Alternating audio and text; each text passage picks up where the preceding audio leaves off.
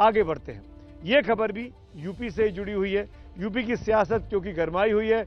आज गृह राज्य मंत्री अजय मिश्रा टेनी, जो कि केंद्रीय गृह राज्य मंत्री हैं, उनके बॉस यानी अमित शाह साहब लखनऊ में थे। लखनऊ में उन्होंने एक चुनावी रैली को संबोधित किया और इस रैली में उन्होंने एक बार फिर वो तमाम चीजें की जिसको लेकर भारतीय जनता पार्टी जानी जाती है।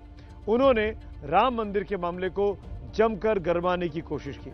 उनके भाषणों से बात साफ हो रही थी कि कहीं ना कहीं भारतीय जनता पार्टी इन चुनावों में मंदिर मुद्दे को लेकर और भी कुछ करने की माहौल को गरमाने की कोशिश कर रही है।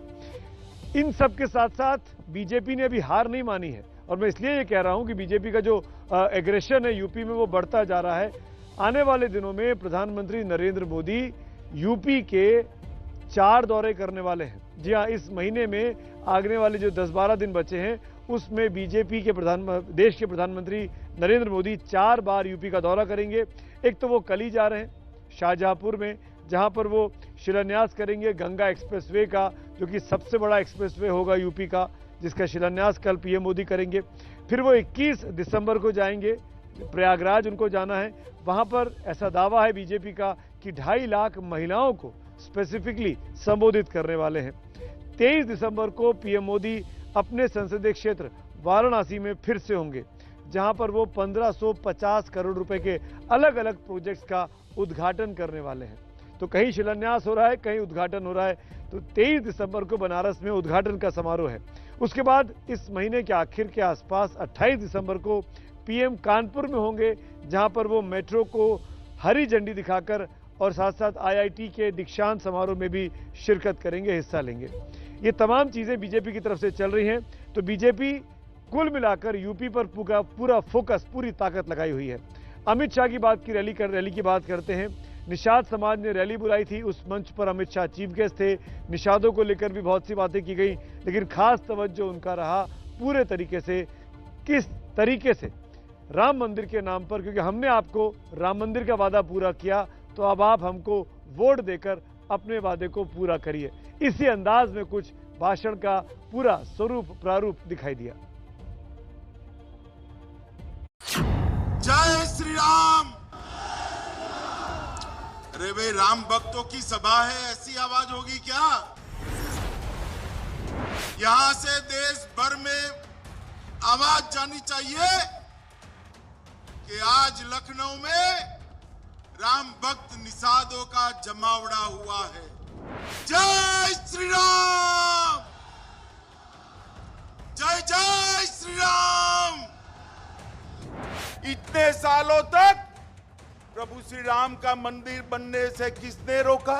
ये प्रदेश भर से जो निषाद उमड़ कर आए हैं वो बताता है कि 2022 में 300 पार से भारतीय जनता पार्टी और एनडीए की सरकार बनने जा रही है।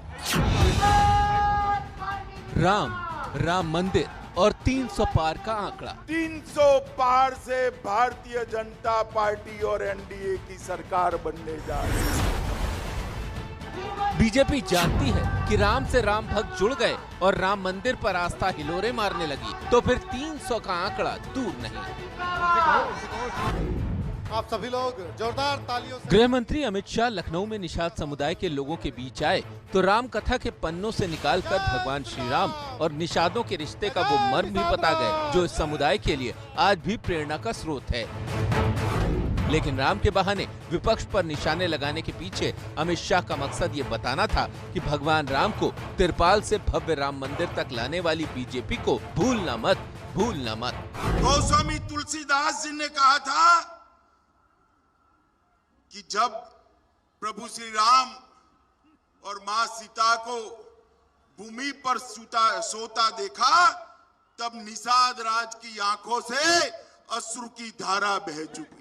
और हम सब ने इस जमाने में भी सालों तक हमारे आराध्य प्रभु श्री राम को तिरपाल के मंदिर में देखा है। मोदी जी ने कुछ ही समय पहले आकाश से भी ऊंचे गगनचुंबी प्रभु श्री राम के मंदिर की नींव डालने का काम किया है, नींव डालने का काम। निषाद रैली में अमित शाह ने राम मंदिर की बात की तो सहकारी बैंक के कार्यक्रम में मोदी की डुबकी के बहाने औरंगजेब को भी यूपी के चुनावी मैदान में फिर उतार दिया।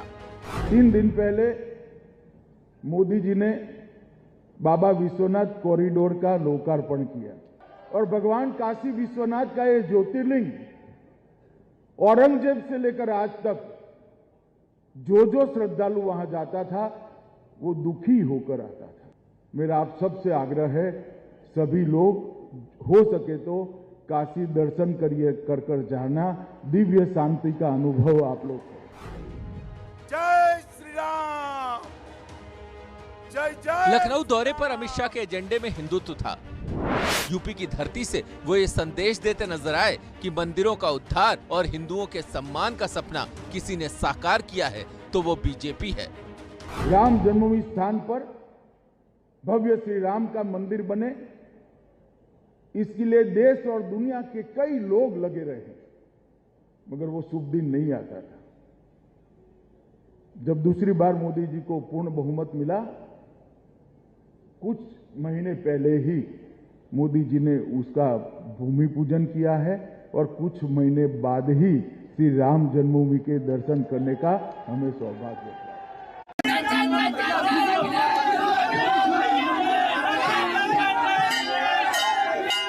एक तरफ अखिलेश रायबरेली में हनुमान मंदिर के दर्शन कर रहे थे तो दूसरी तरफ अमित शाह राम मंदिर आंदोलन का इतिहास लोगों को याद दिला रहे थे।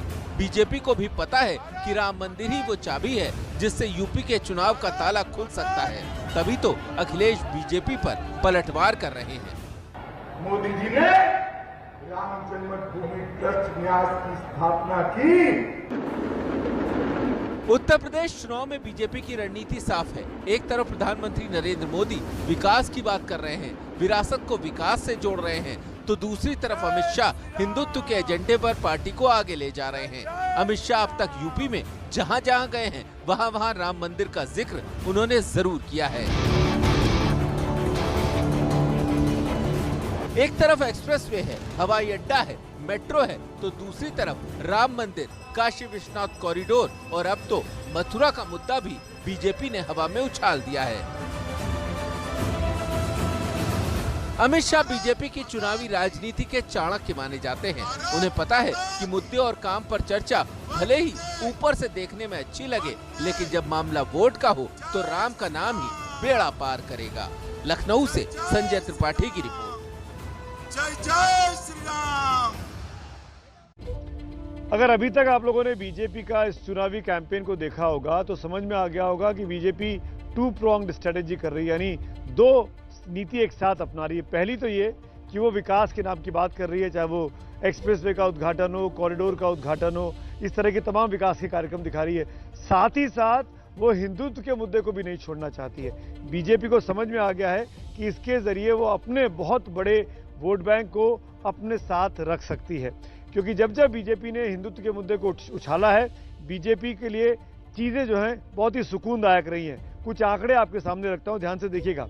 2014 चुनाव से पहले तब के यूपी प्रभारी अमित शाह ने अयोध्या से चुनावी अभियान की शुरुआत की थी और मुजफ्फरनगर दंगों के बाद चुनाव को सम्मान की लड़ाई कहा था। 2014 में बीजेपी को बहुत बड़ी संख्या में वोट मिले थे, बहुत बड़ी सीटें मिली थी। 2017 के यूपी के विधानसभा चुनाव में शमशान, कब्रिस्तान और ईद दिवाली जैसे मुद्दे बीजेपी की तरफ से उछाले गए, बार बार रिपीट किए गए, जिसका असर हुआ और 2017 के चुनावों में क्या नतीजे आए किसी से छुपा नहीं है। बीजेपी की सरकार बनी, 300 से ऊपर सीटें आई। 2019 के जो लोकसभा का चुनाव था उसके प्रचार के दौरान बालाकोट एयर स्ट्राइक के जरिए राष्ट्रवाद को बीजेपी ने जमकर उभारा था और फिर 19 में नरेंद्र मोदी की सरकार दोबारा और ज्यादा बहुमत से बन चुकी है। 2022 के जो विधानसभा चुनाव अब आ रहे हैं उसमें बीजेपी की विकास की बात तो कर रही है, लेकिन हिंदुत्व का जिक्र इसीलिए बार बार किया जा रहा है, इसीलिए राम मंदिर का जिक्र किया जा रहा है, काशी विश्वनाथ कॉरिडोर का किया जा रहा है। बीजेपी को लगता है इससे उसको फायदा हो सकता है।